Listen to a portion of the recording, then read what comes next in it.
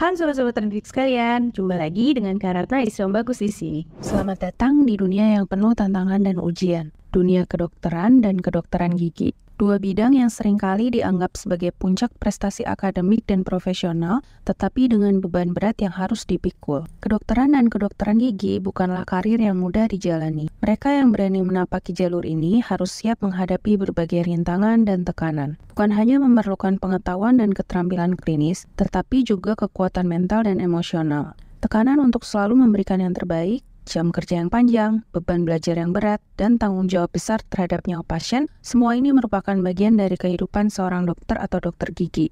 Kedokteran dan kedokteran gigi bukanlah karir yang cocok untuk mereka yang manja. Hanya mereka yang benar-benar berdedikasi, yang siap menghadapi tantangan, yang dapat bertahan dan mungkin sukses dalam bidang ini. Mari kita mulai perjalanan kita ke dalam dunia kedokteran dan kedokteran gigi dan lihat apa yang sebenarnya dibutuhkan untuk berjalan melalui jalan ini. Di channel ini kita biasa bahas tentang konten edukasi, perguruan tinggi, dan karir. Buat kalian yang merasa cocok dengan konten macam ini, jangan lupa subscribe. Dan juga buat kalian yang merasa video ini bermanfaat, jangan lupa share ke teman-teman kalian. Kita mulai dari fakta keras pertama. 1. Biaya tinggi dan masa studi panjang. Memilih jalur profesi ini berarti kalian siap berkomitmen dalam jangka waktu yang panjang, baik dari segi biaya, waktu, maupun tenaga. Perlu kalian ketahui, pendidikan kedokteran sangat intens dan membutuhkan investasi yang signifikan, baik dari segi biaya maupun waktu. Kalian perlu menyiapkan diri untuk masa studi yang panjang, sekitar 7 tahun, sebelum kalian bisa mulai praktek. Tidak hanya itu, banyak mahasiswa kedokteran yang memilih untuk melanjutkan ke program spesialis yang bisa memakan waktu tambahan antara 2,5 hingga 5 tahun, tergantung pada bidang spesialis yang dipilih. Selama periode ini, mereka hidup tanpa mendapatkan penghasilan rutin. Jika kita membandingkan dengan profesi lain yang siap kerja dalam 3,5 sampai 5 tahun, masa studi kedokteran jauh lebih panjang, terutama jika kalian memilih untuk melanjutkan studi program spesialis. Dengan total masa studi bisa mencapai 12 tahun dari masa kuliah hingga mencapai penghasilan pertama. Namun, perjalanan kita tidak berakhir setelah lulus. Para dokter diwajibkan untuk terus belajar dan mengembangkan diri melalui pendidikan berkelanjutan untuk memastikan poin SKP terpenuhi secara periodik. Ini juga memerlukan biaya pendidikan lebih yang ditanggung pribadi. Kita mulai ke fakta keras kedua. 2. Mayoritas jaga IGD. Pada fakta keras kedua ini, kita akan membahas tentang mayoritas dokter yang harus jaga di instalasi gawat darurat atau IGD. Sebagian besar dokter, terutama dokter umum, baik itu senior maupun junior, bekerja di IGD. Lingkungan kerja ini sangat menuntut dan seringkali menyebabkan stres. Bagaimana tidak, dokter di sini dihadapkan dengan berbagai kasus darurat yang memerlukan kecepatan dan ketepatan dalam mengambil keputusan. Jam kerja yang panjang dan tidak teratur sering menjadi norma di IGD. Hal ini tentu saja dapat memancing stres dan burnout pada dokter. Kedokteran gigi mungkin tidak memiliki jaga IGD seperti kedokteran umum.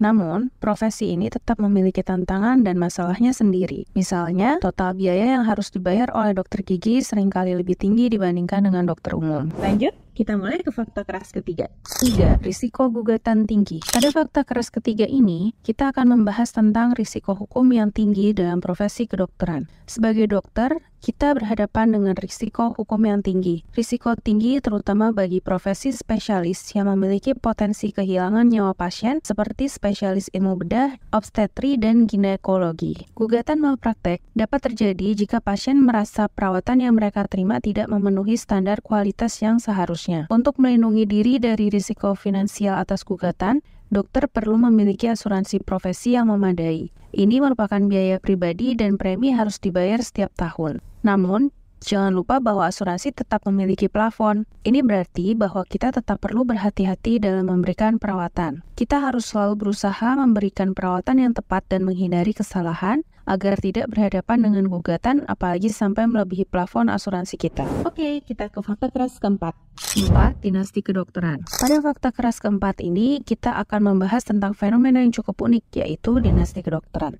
Profesi kedokteran seringkali menjadi pilihan yang diwariskan dari generasi ke generasi dalam satu keluarga. Dari kakek nenek, ayah ibu, hingga anak, mungkin kalian pernah mendengar atau melihat keluarga yang seluruh anggotanya berprofesi sebagai dokter. Istilah seperti pure blood, half blood, hingga MathBlood telah diadaptasi dari seri Harry Potter dan digunakan dalam industri ini untuk relasi keluarga. Half-Blood biasanya merujuk pada dokter yang memiliki salah satu orang tua dokter, sementara MathBlood merujuk pada dokter yang sama sekali tidak memiliki kerabat dokter. Di banyak tempat, termasuk beberapa sekolah kedokteran dan rumah sakit, terdapat budaya yang sangat kental terkait koneksi dan jaringan ini. Mereka yang memiliki keluarga dokter seringkali memiliki akses yang lebih mudah untuk mendapatkan informasi, mendapatkan rekomendasi, dan bahkan menjadi prioritas. Ayo kita lanjut ke fakta keras kelima. 5. Kemakmuran dan kompetisi di program spesialisasi. Spesialisasi dalam kedokteran adalah sebuah pilihan yang menarik di mana dokter bisa mendalami pengetahuan dan keterampilan mereka dalam bidang tertentu. Spesialisasi tertentu biasanya menjanjikan penghasilan yang lebih tinggi, reputasi yang lebih baik, dan posisi yang lebih kuat dalam dunia kerja. Menjadi seorang spesialis bukanlah perjalanan yang mudah. Proses tersebut memerlukan investasi waktu dan uang yang signifikan. Biaya pendidikan tambahan dan beban kerja yang intensif selama pendidikan menjadi hal yang harus ditanggung.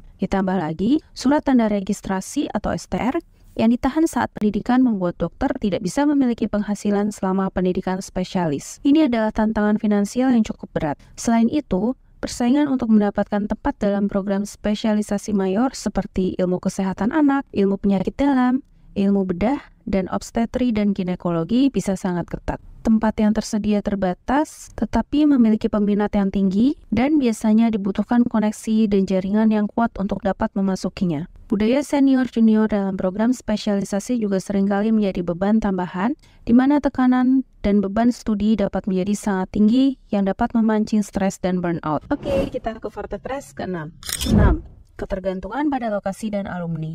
Lokasi kerja dan jaringan alumni adalah dua faktor penting yang dapat mempengaruhi karir dan penghasilan seorang dokter. Seorang dokter yang bekerja di kota besar atau alumni perguruan tinggi terkenal mungkin memiliki lebih banyak peluang kerja dan potensi penghasilan yang lebih tinggi dibandingkan dengan dokter yang bekerja di daerah terpencil atau sekolah yang tidak terkenal. Ini berarti bahwa dokter tidak bisa selalu diidentikan dengan kemakmuran. Bahkan di beberapa tempat, penghasilan dokter masih jauh di bawah batas kemakmuran dengan penghasilan bahkan di bawah UMR. Faktor-faktor seperti tingkat persaingan, daya beli, dan ketersediaan fasilitas medis dapat memengaruhi pendapatan dan kualitas hidup seorang dokter. Selain itu, jaringan alumni juga memiliki peran yang signifikan dalam karir seorang dokter. Alumni seringkali dapat membantu dalam mendapatkan peluang kerja dengan gaji yang mencukupi, terutama bagi mereka yang baru memulai karir. Ini bisa sangat menguntungkan, terutama di awal karir ketika pengalaman dan koneksi profesional bisa sangat berpengaruh. Namun, ada juga sisi lain dari ketergantungan terhadap jaringan alumni. Budaya senior-junior yang sangat kental dalam pendidikan medis seringkali terbawa hingga ke praktek kedokteran. Meski ini bisa memberikan bantuan, ini juga bisa menjadi beban bagi beberapa kasus.